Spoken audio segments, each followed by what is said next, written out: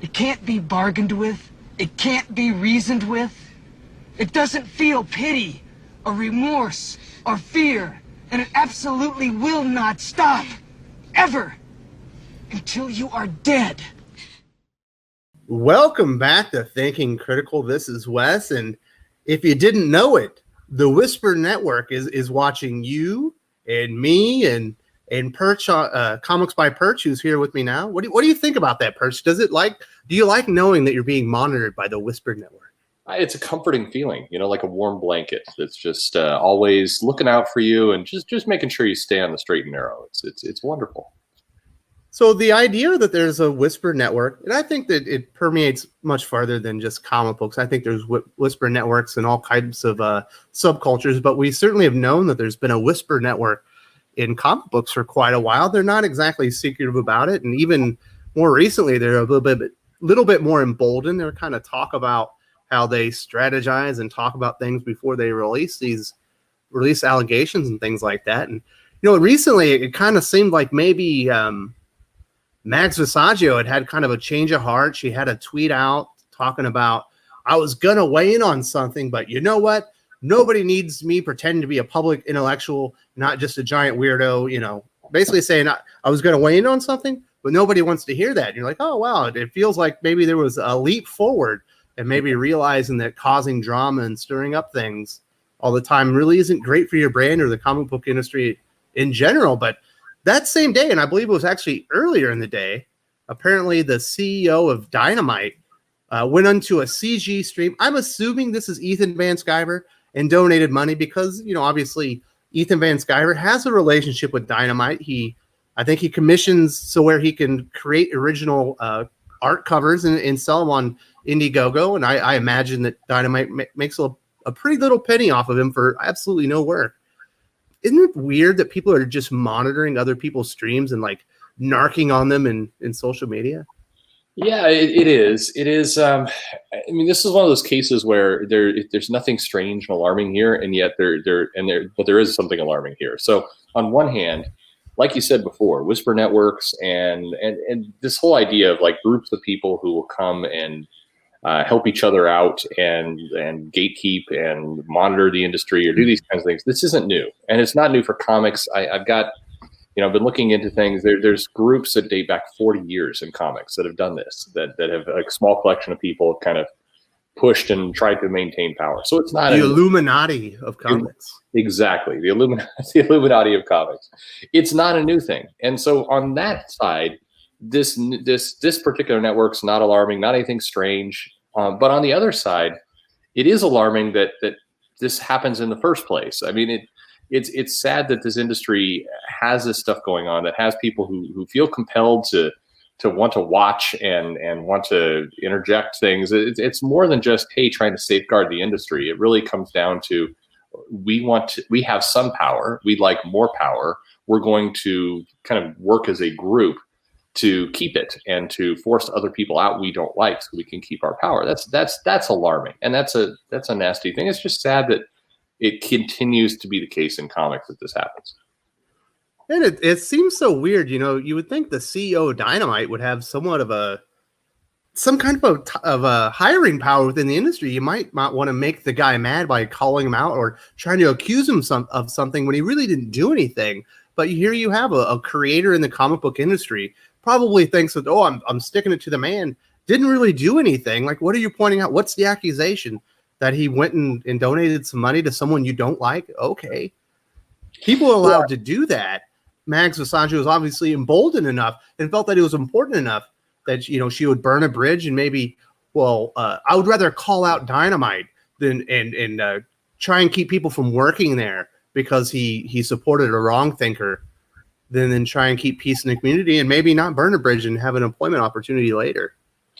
Well, I mean, I don't think peace in the community is the goal of any of these people, really. I don't think they view that as any kind of option. We passed the point a long time ago of people wanting to coexist with each other. That's not a goal of anyone at this point. It's my side must win, you must get out completely, and that's the industry we're going to have. So in this case, I mean, I think that the decision was made that Diamond isn't really a company that's hiring, or maybe there's no contract in place. I will say, I don't picture many of these people as good long-term thinkers in a lot of cases. I think they act out of emotion. They act out of what's bothering them at the moment. And I think in some cases, there's a belief that, hey, 6 months, if the right friends in my network push, I could be working at Diamond. Who cares what I said before? I think there's this complete lack of long-term strategy in a lot of these actions. And I think there's also a calculated view that, we don't need Diamond. So they can go Dynamite. Or sorry, not Dynamite. Well, we don't need Diamond either. No, I'm just kidding. We don't need Dynamite. Exactly. They can just go away. We don't need them. And I think that there's a handful of companies that get picked. There was no love lost for Alterna a year ago, and there's a couple others out there that every now and then Vault gets kicks like this, and this is just going to keep happening. If there's 5 or 6 companies that these people think they can work for, then they're going to have no problems, beating down the others, even though it's completely against their self-interest. But that's what I say. I don't think they think long term. Of course, this is all kind of coming on at the same exact time. There was a kind of a bigger article out of BleedingFool, who I have written for in the past. I think you've also pinned a couple articles for that website as well, correct? Yes, that's right. And so I haven't done it in quite a while, but I did notice that they had this kind of an op-ed about this Whisper network, and there was a lot of screenshots from somebody who kind of infiltrated it, and there's some kind of alarming stuff in there. It felt like they were targeting people, and specifically Max Bemis, who I'm not a fan of, but it kind of felt like they were trying to maybe exploit a known mental illness, with his bipolar disorder, and trying to make him look bad and use that kind of against him. Yeah, it is. I read the article, and in BleedingFool with an F for people who get confused. And like you, I haven't written an article in a long time there, but I look at that, and a lot of the comments that are there, you see in other places. I've seen in groups in other industries. I've seen in retailer chats. I mean, there's always this handful of people that feels compelled to be the, for lack of a better word, the Karen of of the industry. I call him the hall monitor. Yeah, the hall monitor. There's just these people that take it upon themselves to interject into other people's business and they do it for their own power. It's how they stay relevant. A lot of the bigger names in this article, Alex DeCampi being a big one. I mean, doesn't work for the big two, doesn't have necessarily stable comics work at that level. And this is how she's making her name and doing her time. But this isn't a secret. People have known this for many years. She wears it on her sleeve. And it's just what she wants to do with her life. And it's alarming to me in the sense that I don't know why any sane person would want to do this with their life. But the stuff with Bemis, sure, and others, it looks like coordinated gatekeeping. And as I mentioned before, this has existed in the industry for 30, 40 years in different forms. This is just the latest or newest of it. And it's distasteful. It doesn't feel good. You mentioned, obviously Alex DeCampi being a big name, Tess Fowler, sure. Heather Ontos is mentioned in there, Gail Simone, Mags Visaggio, some other names out there. I remember not too long ago, I think it was like Scott Snyder. Something had happened, and kind of the whole comic community had come out and made a statement. But Scott Snyder was silent. It turned out he was like off on a weekend vacation with his family. He's got a small family. I guess he'd taken a weekend off away from the internet and stuff, and needed to recharge or whatever. And he was kind of scolded by Heather Ontos publicly on Twitter, and made to heel and come out, and repeat the chant that everyone else was doing. And I thought that was very telling. Scott Snyder, one of the very few people in the industry today that can sell a comic book on his name alone. One of the few people that can generate enthusiasm on a comic book title just because he's associated with it. Heather Ontos, in comparison, is essentially a nobody. Nobody buys a comic book because Heather Ontos is associated with it. I think there are people that probably don't buy comic books because she's associated with it, because she doesn't exactly have a great reputation as being a quality editor. But somebody with that kind of reputation in the industry, no real record of sales, no real record of success, could make one of the top flight creators, one of the most prominent creators in the industry, and make him do her bidding, essentially. Yeah, I mean, it's the way that you see kind of the stuff rolling out with corporations right now. I mean, in reality, the bigger names or corporations, whoever it might be, they don't have to go along with any of this. They don't. It's not necessary for them to. They do it because they believe it will be the fastest way to get rid of the noise. That they can just quiet things down, and it's easier to just comply than to argue and get yourself involved into a mess. It's like pragmatism is what's going on. um, I wish that more people would stand up to common sense. So, like in your example, if I'm on vacation and somebody wants me to show support for something, and maybe I agree with what they're wanting me to support for, who knows? I don't want somebody chiding me because I was offline for 24 hours. That's ridiculous. Even if I completely agree with the topic, that's absolutely ridiculous. So I wish people would start to stand up and say, look, I'm on vacation. I'm not going to apologize for that. It's my own time, and I'm not going to weigh in with the mob, and I'm not going to be bullied into saying certain things just because that's the cool thing to do at the time. It's a gross form of adult peer pressure, and I wish more people would start to turn their backs on it, because as soon as a couple big names do, then everyone else will as well. It will topple. But right now, everybody goes along with it because it's just easier to go along. And I mean, again, in an industry that makes a product about superheroes and doing the right thing and hard choices, you hate to hear that it's filled with people who just kind of go along and try and work in the shadows to control power. It's like the opposite of the industry we love. Yeah, it's just strange. And recently, obviously, there was a lot of allegations, and a lot of the people involved in this Whisper Network were kind of in the middle of it. Most notably, Alex DeCampi, Jinda Guzman, Tess Fowler. I think Max Osaggio tried to kind of get on it. That kind of backfired. It turns out that Sean Gordon Murphy just being nice to you isn't the allegation you thought it was. And then they came up with the pledge, like hashtag the comic pledge or whatever it was. Completely ridiculous.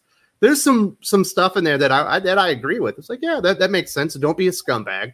Be nice to people. Look out for your neighbor. If someone's being treated bad, step in. But they essentially made everybody go along with this and make this stupid pledge just because it's the path of least resistance, because they don't want the hassle. Yeah, no, exactly. It's and that's one of the reasons why these networks and these groups of people gain the power they do, is because they make dealing with them so kind of frustrating and time consuming that it's a threat. It's like you can either wade through it with us and try and make your case in public, or you can just comply. And isn't complying so much easier? That's kind of the argument that they make. And that's how they keep their power, because a lot of people just don't want to be bothered with it. So they just kind of close their eyes and submit. Well, and you have to imagine that in these Whisper networks and backdoor channels, there might be a dossier on every major creator in comics, where every time a perceived slight or abuse of power has been documented, and they're just waiting to be put out there publicly to smear your name if you do not comply. Yeah, I mean, comics is an industry with long memories for sure, and it goes all different directions. And I think a lot of the people, in this network have their own baggage and skeletons. Many of them.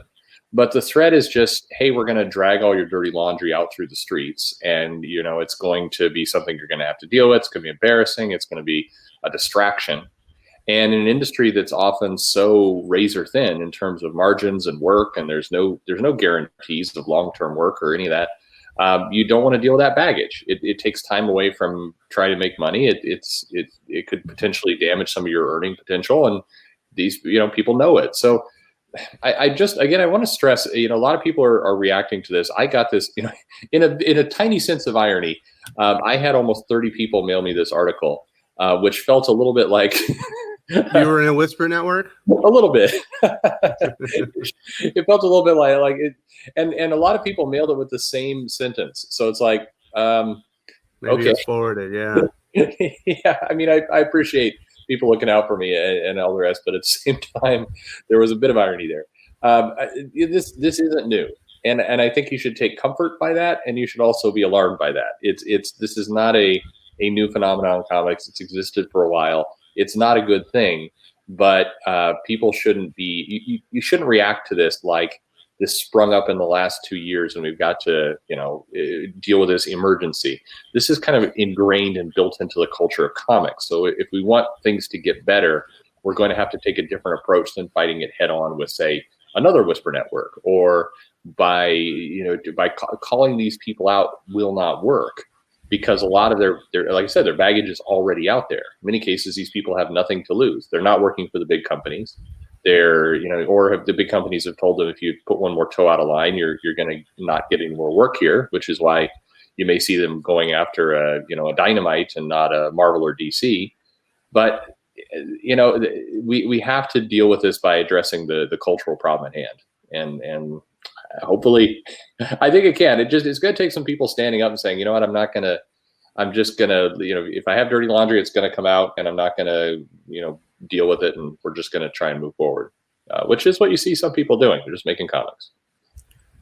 So, Perch, I'm going to be honest with you. I would love to be really optimistic here and be like, you know what, I think, eventually, a line will be crossed, and it'll be in the somewhat near future, and the creators in the industry that aren't part of this, that don't want to be a part of it, are going to stand up for themselves and just say enough's enough. But I don't see that happening.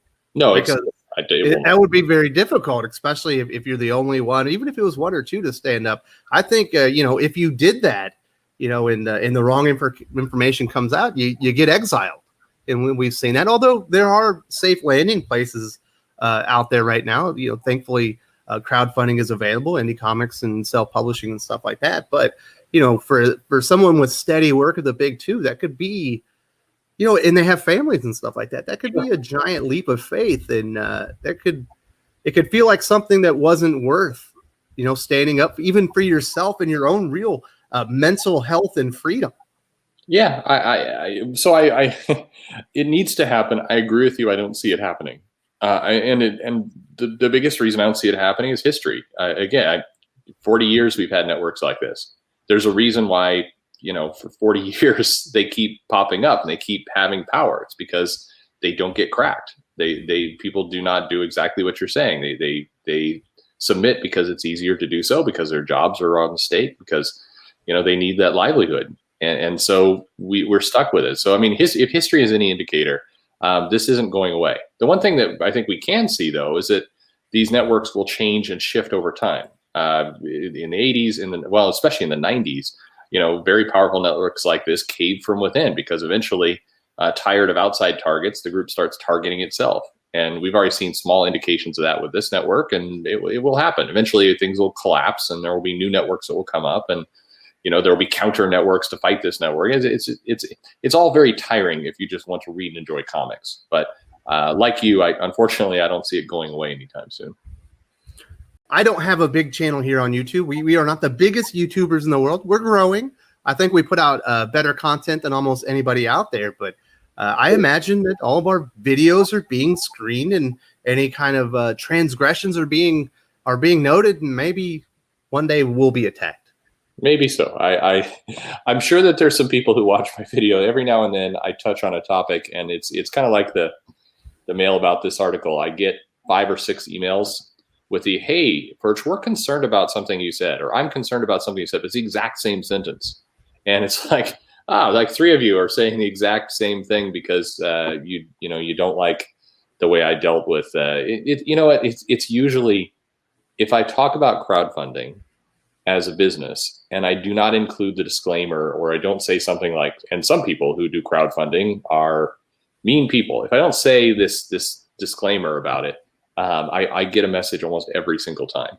And it's weird. In some cases, I just want to talk about the economical impacts of crowdfunding and what it means and where it could go.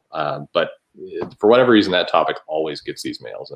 And you're right. We're going to get it at some point. So I'm with you, brother. It'll be the 2 of us in the foxhole together. Absolutely. I'm not bowing for anybody. I don't need to do that. I'm retired.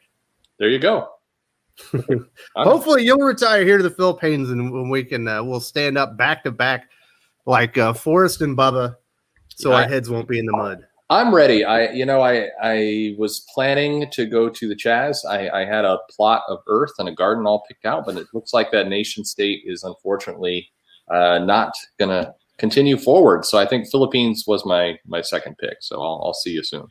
Well, I've got a spot here for you, man. We can do the videos co-hosting. We'll get to cameras and everything. It'll be amazing. I'm looking forward to it. All right, brother. I appreciate the time, man. Weird stuff. Absolutely. Take it easy.